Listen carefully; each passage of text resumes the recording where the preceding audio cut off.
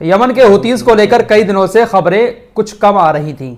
लोगों को लगने लगा कि शायद हुतीज खामोश होकर बैठ गए, लेकिन ये हुतीज हैं, ये खामोश होकर बैठने वाले नहीं हैं। नहीं। 8 साल तक लगातार सऊदी अरब और कई और देशों के हमले अपने ऊपर झेल कर अपने आप को इतना मजबूत कर चुके हैं यमन के हुतीज कि अब इनको छोटे मोटे हमलों से डर नहीं लगता है। नहीं। जी हां, यमन के हुतीज ने एक बार फिर से अमेरिका के MQ-9 रीपर ड्रोन को मार गिराया है।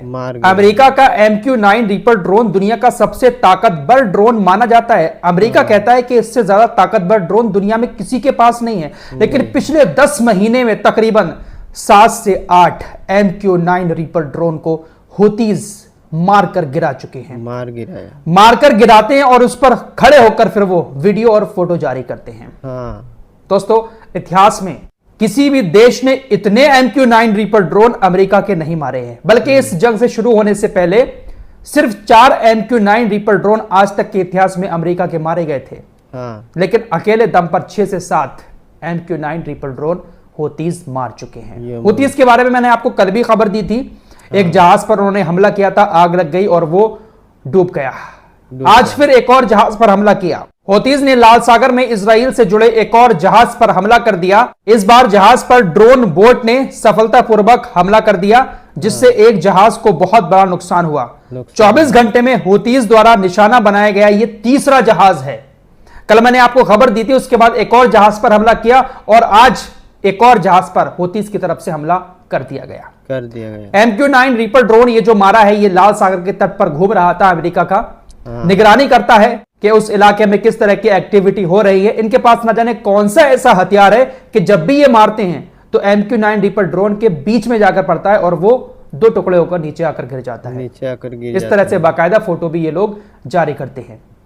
MQ-9 रीपर ड्रोन को मारे जाने की बात को अमेरिका की पेंटागन ने भी एक्सेप्ट कर लिया है कि हाँ भाई साहब, हुतीज ने हमारे MQ-9 रीपर ड्रोन को मारा है। ड्रोन की बात चली है तो यहां पर हिजबुल्लाह के ड्रोन की भी बात कर लेता हूं। इजराइल इस वक्त हिजबुल्लाह के एक ड्रोन से बहुत ज्यादा परेशान है।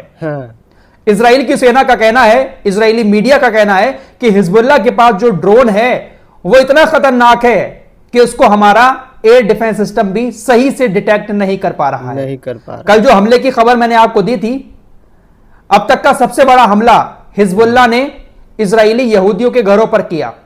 इजराइल डिफेंस फोर्सेस ने भी इस बात का दावा किया है कि यहूदी लोगों को निशाना बनाया है, घरों को उनके।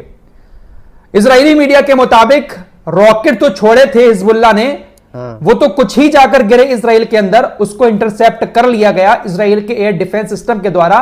लेकिन 3 हिजबुल्लाह के ड्रोन उत्तरी इजराइल में यहूदियों के घरों पर जाकर ब्लास्ट हो गए। इसी वजह से एक बहुत बड़ी तबाही, बहुत बड़ा नुकसान और बहुत बड़ी आग उस एरिया में यहूदियों के घर पर लग गई।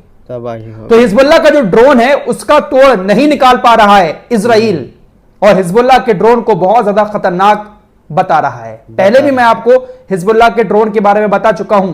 हिजबुल्लाह ने जो ड्रोन बनाया है वो इलेक्ट्रिक ड्रोन है, उसमें किसी तरह की आवाज भी नहीं होती। इसी वजह से उसको इजराइल का एयर डिफेंस सिस्टम डिटेक्ट भी नहीं कर पाता है कि कोई चीज उसके एरिया में आ रही है। तो इजराइल इस बात से काफी ज्यादा परेशान है। दोस्तों, 2-3 दिन पहले मैंने आपको एक खबर दी थी कि इजराइल की सेना ने कहा है कि हमें अपने 6 बंधकों के शव मिले हैं, उनकी बॉडी मिली है सुरंगों के अंदर। इजराइल की जो शिनबेट यूनिट है उसने ये ऑपरेशन चलाया था और 6 बॉडीज को बरामद किया। इजराइल डिफेंस फोर्सेस ने अब दावा किया है और शिनबेट ने भी यह दावा किया है कि हमें जो शव मिले हैं उस पर गोलियों के निशान हैं, यानी हमास ने उनको गोली मारी है और बंदूक से उनकी बट जो होती है बंदूक की, उससे भी घाव किए गए हैं। यह दावा इजराइल की तरफ से किया गया है कि इनको जानबूझकर हमास ने सुरंगों के अंदर मार दिया। दोस्तों, इजराइल की शिनबेट ने सुरंग के मुहाने पर एक बड़ा सा ब्लास्ट किया, जिसके बाद एक दीवार थी वो फट गई और उस पार 6 शव मिले।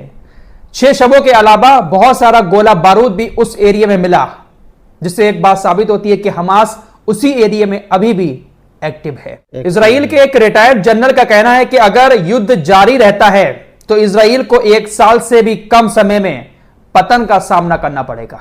इजराइल पूरी तरह से तहस नहस हो जाएगा 1 साल के अंदर। इजरायली सेना ने आज भी गाजा में कई सारी जगहों पर हवाई हमले किए हैं और उसमें 20 से 25 लोगों के मारे जाने की खबर सामने आई है। एक हॉस्पिटल है अलक्सा शहीद हॉस्पिटल, उसके पास में एक स्कूल है। उस स्कूल में बहुत सारे ऐसे परिवार रह रहे हैं जिनके घरों को इजराइल ने हमला करके तहस नहस कर दिया है। वहां पर भी हमला किया, वहां पर भी कुछ मौतों की खबर सामने आई है। दोस्तों, इजराइल भी लेबनान के ऊपर लगातार हमले कर रहा है।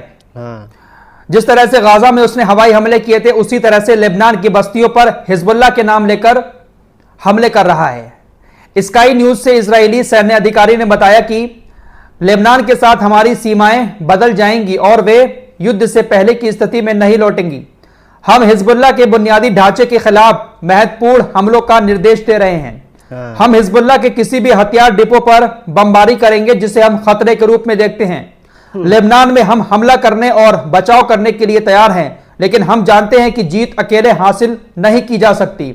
हिजबुल्लाह का ड्रोन एक नई खतरनाक चुनौती है। तो इस सेना के अधिकारी ने भी हिजबुल्लाह के ड्रोन को खतरनाक और एक नई चुनौती बताया। लेकिन लेबनान के अंदर जो हमले किए जा रहे हैं, उन हमलों को यह कहा जा रहा है कि हम तो हिजबुल्लाह के ठिकानों पर हमले कर रहे हैं, हिजबुल्लाह के जहां पर हथियार रखे हुए हैं, हथियार डिपो पर हमले कर रहे हैं। लेकिन ज्यादातर जो हमले हैं वो लेबनान के आम लोगों के ऊपर हो रहे हैं और उसमें लेबनान के आम लोगों की ही ज्यादा मौत हो रही है। हालांकि हिजबुल्लाह के लड़ाके भी मारे जा रहे हैं। अमेरिका का विदेश मंत्री एंटनी ब्लिंकन मिडिल ईस्ट में आया था। मिडिल ईस्ट से अब वापस जा चुका है और वापस जाने के साथ ही उसने G7 देशों से कहा है कि 24 से 48 घंटे के अंदर ईरान हमला कर सकता है। यह बात तो बहुत दिन से कह रहा है। G7 देशों को इसने पहले भी कहा था कि 24 से 48 घंटे में हमला कर देगा ईरान, लेकिन ईरान अभी आराम से बैठा हुआ है। ईरान के जो नए स्पोक्स पर्सन हैं IRGC के, उन्होंने कहा कि हमारा रिएक्शन होगा, भले ही थोड़ा सा आपको इंतजार करना पड़े, लेकिन रिएक्शन होगा। और जितना इंतजार करना पड़ेगा, इजराइल उतना ही ज्यादा परेशान रहेगा कि ईरान कब क्या कर दे। हिजबुल्लाह के हमले को लेकर एक और खबर आ रही है। हिजबुल्लाह ने इजराइल के मरकबा टैंक पर सीधे ATGM से हमला किया। हिब्रू मीडिया के सोर्स ने बताया कि लेबनान के अब्बासिया शहर के सामने मरकबा को निशाना बनाए जाने की खबर के बाद धुएं का गुब्बार उठता है और इजरायली मीडिया एक गंभीर घटना के बारे में बात करता है। तो हिजबुल्लाह जो है ना, वो पूरी तरह से एक्टिव है। वहीं अमेरिका का कहना है कि अगर ईरान ने इजराइल पर हमला किया तो हम ईरान पर प्रतिबंध लगा देंगे और उसे दुनिया में अलग थलग कर देंगे। कुछ होने वाला नहीं है। चीन साथ है, उत्तर कोरिया साथ है, रूस साथ है, तमाम बड़े बड़े देश ईरान के साथ खड़े हुए हैं। तुर्की के राष्ट्रपति रजब तैयब एर्दोगान ने एक बार फिर से कहा है कि जब तक फिलिस्तीन में शांति नहीं आ जाती तब तक हम इजराइल के साथ सारे डिप्लोमेटिक रिश्ते खत्म करते हैं, उनका हम बॉयकॉट करते हैं। अमेरिकी अखबार वॉशिंगटन पोस्ट लिखता है कि हमारा ऐसा मानना है कि ईरान इस्माइल हानिया की मौत का बदला लेने से पीछे हट गया है। उसने अपना प्लान पोस्टपोन कर दिया है, लेकिन उन्हें यह भी डर है कि ईरान हिजबुल्लाह को इजराइल पर हमले करने के लिए उकसा रहा है और उनको बढ़ावा दे रहा है। वॉशिंगटन पोस्ट लिखता है कि हिजबुल्लाह ने भले ही तेल अवीव को निशाना बनाना बंद कर दिया हो, लेकिन अभी भी इजराइल के बहुत सारे ऐसे टारगेट हैं जिस पर हिजबुल्लाह हमला कर सकता है। फिलहाल इस रिपोर्ट में इतना ही। कुछ और खबरों के साथ जल्द हाजिर होऊंगा। तब तक के लिए अपना ख्याल रखिएगा। अल्लाह हाफिज। दोस्तों, हमारे वीडियो पसंद आए तो फॉलो सब्सक्राइब कीजिए और साथ ही साथ शेयर भी कीजिए। मिलते हैं अगली वीडियो में, तब तक के लिए अपना ख्याल रखिए। धन्यवाद।